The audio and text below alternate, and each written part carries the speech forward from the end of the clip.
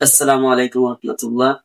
বাথরুমে আল্লাহ তাআলার নাম নেওয়া যাবে কিনা এবং বাথরুমে উযু করা যাবে কিনা, আজকে আমরা এই বিষয়ে জানবো শাইখ আহমদুল্লাহর কাছ থেকে ইনশাআল্লাহ। চলেন।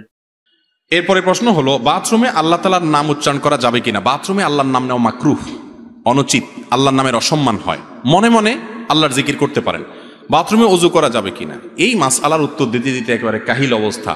ভাই, বাথরুমে ওযু করলে কোনো গুনাহ হবে, ওযু হবে না, এরকম কোনো বিষয় না।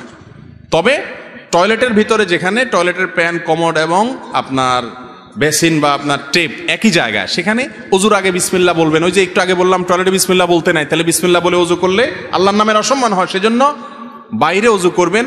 আর বাইরে যদি ওযু করার ব্যবস্থা না থাকে, বেসিন থাকে, পা ওঠানোর সুযোগ নাই, তো হাতটা ধুয়ে বিসমিল্লাহ বলে শুরুটা করেন, বাকিটা ওখানে করেন। এরপর তো আর বিসমিল্লাহ নেই, শুরুতে একবার বিসমিল্লাহ আছে।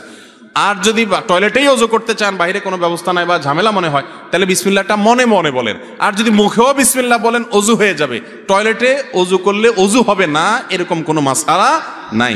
এ বিষয়ে আমার একটা মাসআলা আছে, পুরোটা না শুনে অনেক সময় ভুলটা বুঝে বলে থাকেন যে আপনি বলছেন বাথরুমে ওযু করলে ওযু হবে না। আমি কোনোদিন এটা বলি নাই, পুরো জিনিসটা শুনতে হবে।